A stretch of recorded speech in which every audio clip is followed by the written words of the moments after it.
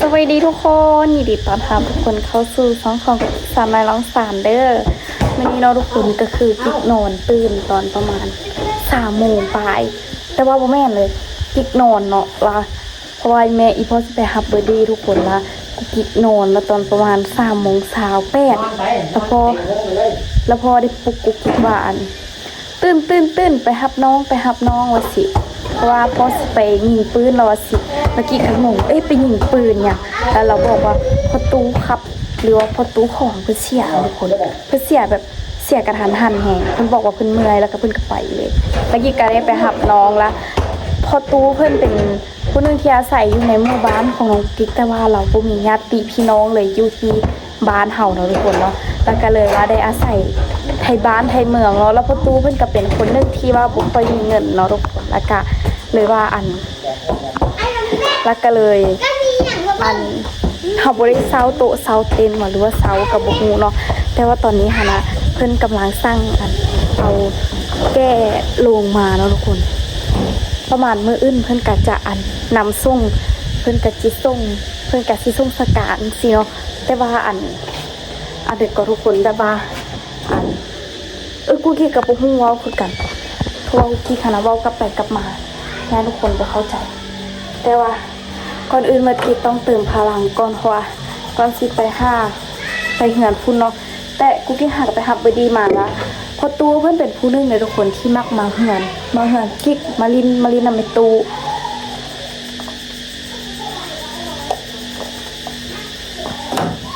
มันมักมาลินนำไปตู้ล่ะเพิ่นไปกระทันหันแหงแต่ละเทื่อเมื่อคืนนี่พี่สิว่าให้ฟังเมื่อคืนนี่ยังเห็นประตูรถยาก่ายหน้าบ้านอยู่ตัวสวยมาแล้วว่าเสียละไปเด็กเกี่ยวค้าทุกคนไปเบิ่งบรรยากาศอยู่ทางพุทธทุกคนก็คือเราเป็นคนนึงที่บ่มีพี่น้องแล้วก็บ่มีลูกบ่มีหลานบ่มีเต้าบ่มีผัวบ่มีเมียเราอยู่โตคนเดียวเนาะเป็นผู้เฒ่าอยู่โตคนเดียวเนาะประมาณรุ่นของในตู้เราเป็นเสี่ยวกันกับพ่อตู้4ประมาณนี้แหละหรือว่าเป็นรุ่นน้องอีกนี่แหละทุกคนแต่ว่าจะพาทุกคนไปเบิ่งบรรยากาศทางนั้นได้ทุกคนว่าบ้านเฮาสามัคคีกันซ้ำไหนเนาะเพราะว่าบ้านเฮาต้องพากันเมียนครับเมียนซุปเพิ่นเนาะทุกคนเพราะว่าเพิ่นมีอ้ายมีน้องเนาะเฮาก็เลยได้เบิ่งแทนเนาะเดี๋ยวที่จะไปถ่ายบรรยากาศญี่ปุ่นให้ทุกคนเบิ่งด้วยทุกคนนี่ทุกคนตอนนี้กระเจ้ากำลังเมียนขี้ยอกขี้เหงื่อเนาะเพราะว่าเพิ่นเป็นผู้เฒ่าอยู่ผู้เดียวละยาก็สิหกแน่แต่ก็บ่หกปานใดเพราะว่าไทบ้านเขาจะมาตัดช่วยเนาะทุกคนมาตัดนั่นแหละว่าเขาจะสิมาตัดให้เราตอนที่เรายังมีชีวิตอยู่แต่ว่าตอนนี้นะเราบ่มีชีวิตอยู่แล้วก็บ่มีอ้ายบ่มีน้องเฮาก็เลยว่าจำเป็นที่ไทบ้านเฮาเพิ่นก็สามัคคีเนาะทุกคนเพิ่นก็ได้พากันช่วยกันอนามัยแล้วก็เฮ็ดโต๊ะเฮ็ดตั้งเนาะทุกคนบ่แม่นเฮ็ดขั้นใดขึ้นไปไม่มีลูกไม่มีใครดูแลไม่มีลูกไม่มีหลานเลยนี่เขาจะกำลังอันนี้พอดีมาส่งพอดีอุ้ยน้ำมันพัดแพงมืออื่นไฟกระดับอีกเป็นไรคะ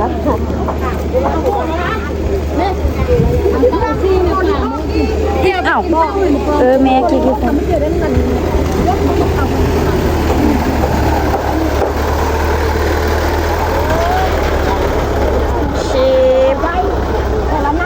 ตะกี้บกาขึ้นไปเบิ้ง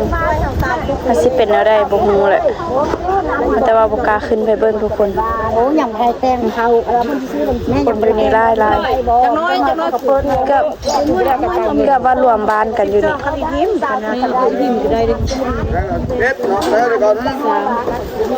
ได้เลยมันก็ได้แล้วดิจังน้อยพวกมันก็คือนี่แหละแต่ว่ากระเป๋านี่มันละเฮ้ยออกเหมือนกันใช่ยังเอาย่านนะเอาพริกเอาจดดีไหมเอาพริกเอาเนี่ยไปจดดีๆอันนี้มันโหลงเอาไปเพิ่มพวกเท้าอยู่เพิ่มกี้ที่เพื่อไปแล้วต้นกับแล้วทางนี้แม่นสายกับเจ้าเพชร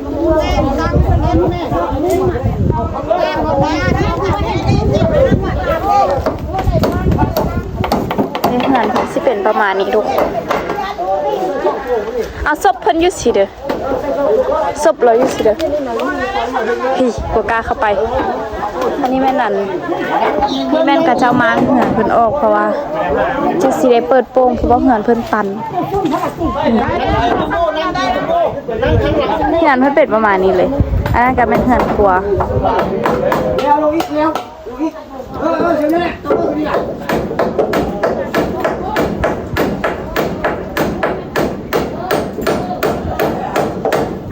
เพิ่นกาวผ้าเอาอันเดี๋ยวปลุกเราอะ ยัง คนเธอเลยอยู่อ่ะอ่ะตอนนี้เพิ่นบ่ได้เอาผ้าบ่ได้เอาอันเดอร์เสื้อเลยวะยังคือคนนอนอยู่อ่ะ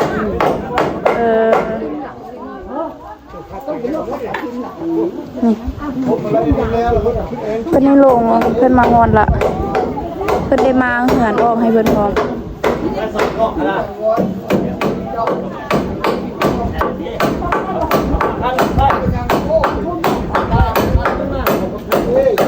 เอามานอกสิไม่กล้าอยู่ต่อ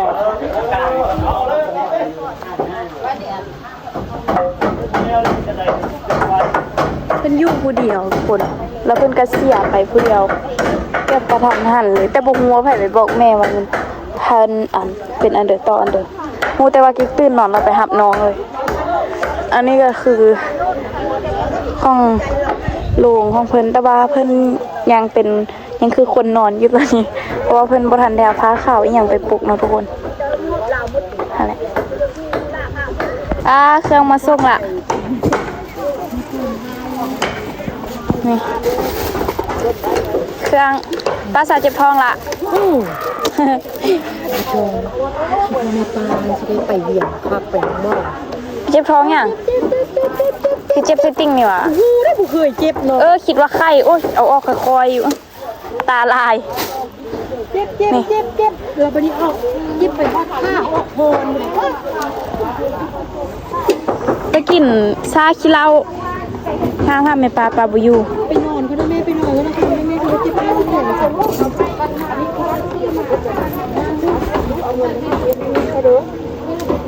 เนี่ย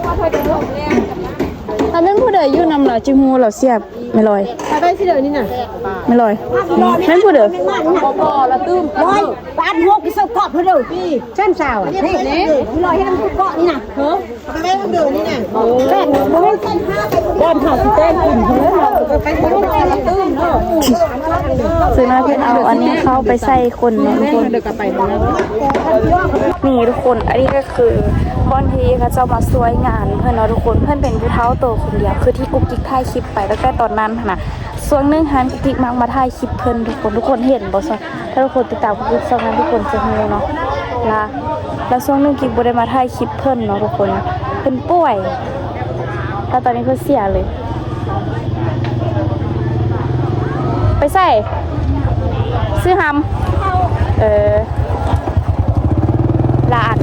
เราป่วยเนาะทุกคนพริกไปน้ำท่าแด้เนี่ยทุกคนละคนเสียแล้วค่ะเจ้าก็จะขี่รถไปรอเก็บเขาทุกคนเขาก็ไปนำเข้าอีกเขาก็บ่ฮู้เรื่องกันเลยเขาก็ไปนำเพิ่นอีกไปเอาไปเก็บเหมือนให้แน่อ้อมบ้านเลยว่ะ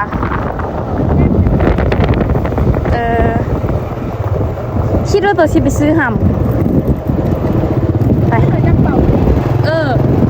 คิดว่าตัวไปซื้อหำหรือว่าไปตัดบอดแม่ได้เก็บว่ะเอาปลาขุนเก็บแล้วติบอนี่ต้นปลาขุนก็ไปเก็บไปเพิ่นแต่ละเหือนถ้ามีคนเสียบอกว่าแม่นผู้เดินเพิ่นสิเก็บเหือน150แล้วก็ข้าว1กิโลกรัมถ้วยเดียวบางเหือนกับบ่ฮอดบางเหือนกับใกล้เนาะคุณเก็บแล้วนี่เก็บข้าวแล้ววะเอาไปเก็บปลาเก็บปลาอย่างเป็นเงินนี่น่ะ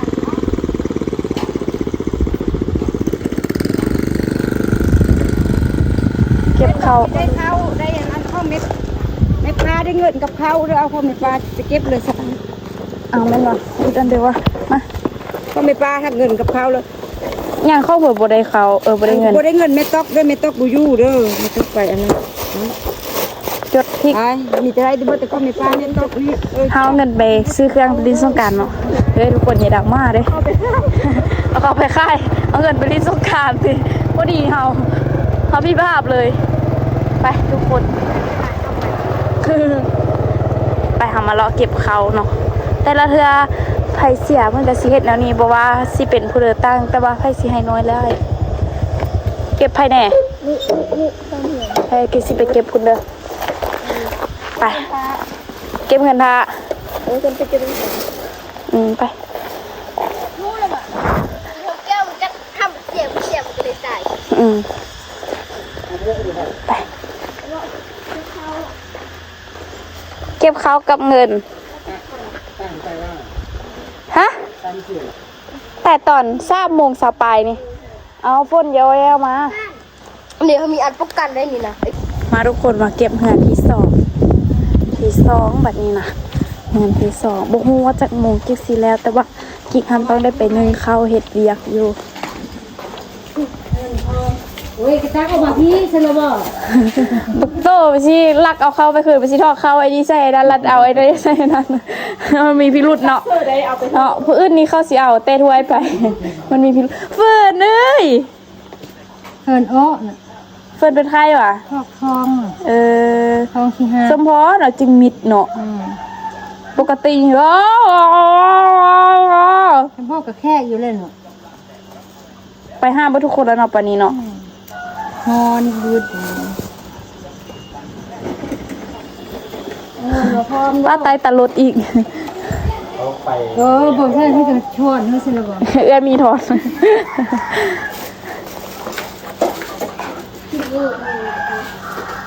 มาอ่ะพี่ไปเรียก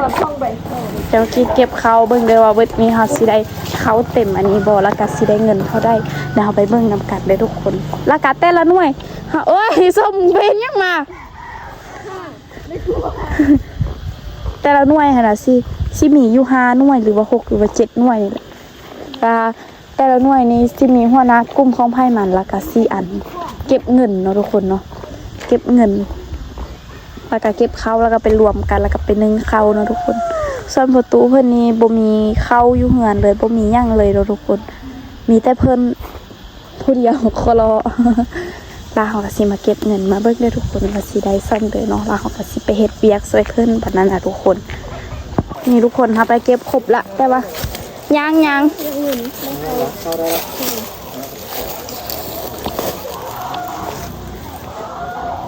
หน่วยเฮายังแต่ไม่ปลอมผู้เดียวมันบ่บัดนี้มอดละโอ้เจ็บตีนเด้ย่างลำบากมากเลยเอาดิ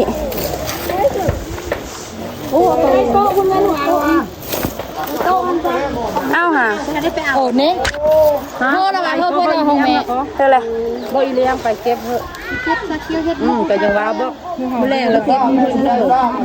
ง ถ่ายวันนี้บ่กล้ามามังม่วงละ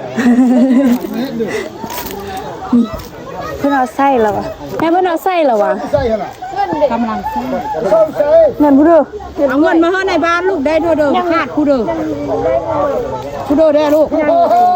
ไอโอแล้วก็แม่ปลอมก็บ่ยากอีเมลยังบ่ฮู้เอาแฟนคุยแล้วก็จดในหน่วยเด้อพึ่มหัวนั้นไปทางเด้ออีกล่ะ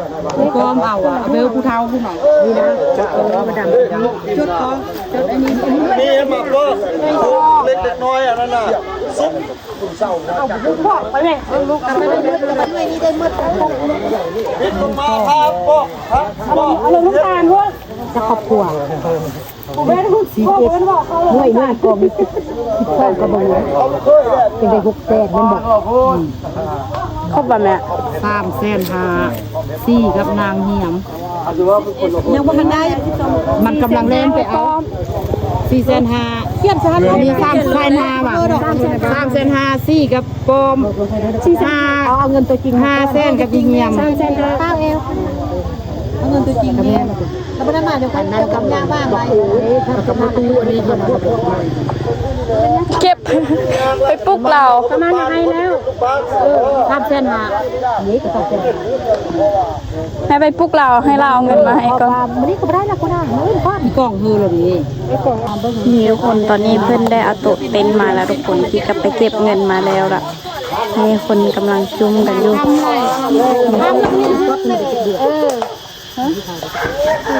ก็มีผู้เฒ่าเพิ่นมาเฮ็ดมักดิ่งพร้อมเนี่ยสิได้เบิ่งเฒ่าเด้อแต่ว่าสูบยานนะอันนี้มันผู้เฒ่าเฮ็ดมักดิ่ง น้ำใหญ่ในอยู่เลย นี่ไงเด่นเนาะ ใหญ่น้ำใหญ่น้อย เจ้ามาคนมาลุ้นว่า มาก่อนอยู่ข้างหลัง แม่นผู้เดืออันนั้นส้มส้มเป็นได้มึงมันตั้งสมาธิอยู่ ส้มมาส้มนั่งส้มที่ยกมือละ นี่ทุกคนมันเห็ดมักเบ่งไว้ให้อันให้เพิ่นน้องให้ประตูตอนนี้เพิ่นยังกำลังประกอบเครื่องทุกคนเห็นรูปบ่ดิรูปอันนี้เป็นรูปเมียของเราเลยอันนี้เป็นเมียของเพิ่นแล้วตอนนี้เพิ่นก็กำลังนำไปหาเมียเพิ่น ไปเรื่องเลยเนาะ ต่อไปต่อมัน ในห้อง ไปเรื่องเลยเนาะ เอาดอกไม้มาใส่พร้อมสักหน่อยเพิ่นประกอบหยังแล้วล่ะบ่ฮู้ว่ากิสิทันได้อยู่ท้ายบ่เฮ็ดเวียกนะ สิไปสอน นี่ทุกคนจักหน้อยเพิ่นก็สิพากันเริ่มนึ่งข้าวนึ่งน้ำเนาะทุกคนอันนี้แม่นมักพุ่งนี่เขาสิบ่ได้ซื้อเอาเด้อทุกคนมาถามแม่ก่อนเอาแม่แม่นผู้ใดอยู่กับเราตอนเราสิตาย ตู้ติ้งเมตูติ้งกับเมตูเคียม เอาเพิ่นฮู้อีกว่าเราเมื่อย ในบ้านก็มาเบิ้งอยู่เพิ่นก็ฮู้แล้วเพิ่นละมือ นี่นะบุฮูเมื่อละแม่เอ้ยกับอันตู้ติ้งกับตู้เหี่ยมนี่ละมากับแม่บางมาอย่างบุฮูก่อนละอันแม่บางกับตู้เหี่ยมละเจ็บที่ก็ไปที่เฮ็ดใหญ่แล้วนะแล้วก็ไปเห็นไปที่แล้วผู้เห็นแล้วแม่เขาก็แม่ตู้ติ้ง พิลึก จะติ้งกันเด้อกระดักกระโดด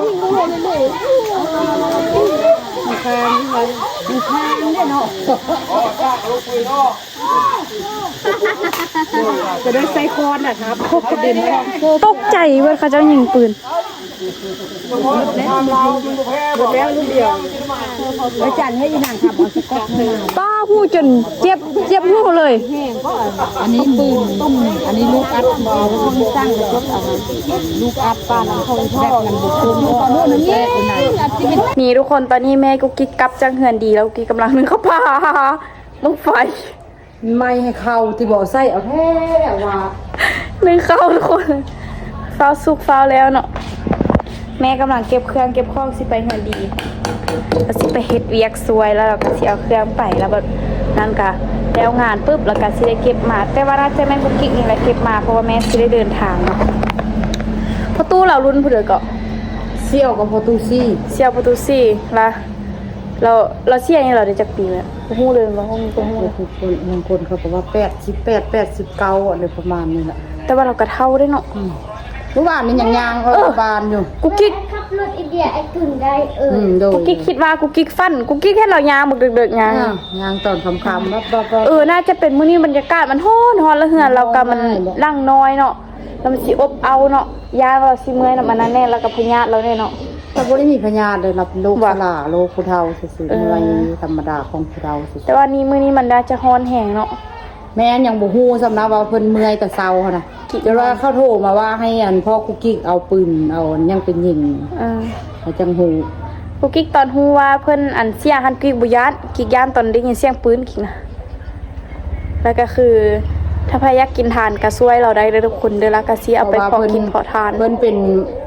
ผู้เฒ่าโตคนเดียวเนาะบ่มีลูกบ่มีหลานมีแต่บ้านเมืองเบิ่งเก็บกันใส่ ซื้อผักซื้อป่าซื้อยาซื้อหนุ่ม เรามีลูกผู้หนึงแต่ว่าลูกเราเสียละ ลูกเราเสียก้อนนะ มือนั้น ประตูจันทร์ ประตูจันทร์ค่ะเด้ ประตูจันท ลู ร์ กเรา ที่ FC เคยช่วยเหลือแล้วก็เฮาไปเฮ็ดคลิปนั้นตลอดลูกเป็นผู้เลี้ยงเสียคนพอ เสียก่อนพอเรามีพ่อก็นำไปเราก็มีเมียที่กุ๊กกิ๊กไทยโฮมมาทุกคนเบิ่งอยู่เทิงค่ะเด้เมียเราก็เสียเมียเราแห้งเสียแต่โดนแต่ก็กิ๊กจำบ่ชื่อความใดหันที่อย่างน้อย ลูกไออีกบอกมันบอกว่ามันชีวิตควรอีก ๆไปทุกคนเดี๋ยวคลิปวิดีโอนี้เนาะกุ๊กกิ๊กก็จะเข้าตัวลาไปก่อนเด้อทุกคนเด้อมื้อนี้เพิ่นได้เสียชีวิตไปแล้วเนาะประตูที่กุ๊กกิ๊กได้ไปช่วยเพิ่นตอนช่วงหนึงค่ะเนาะทุกคนช่วงว่าง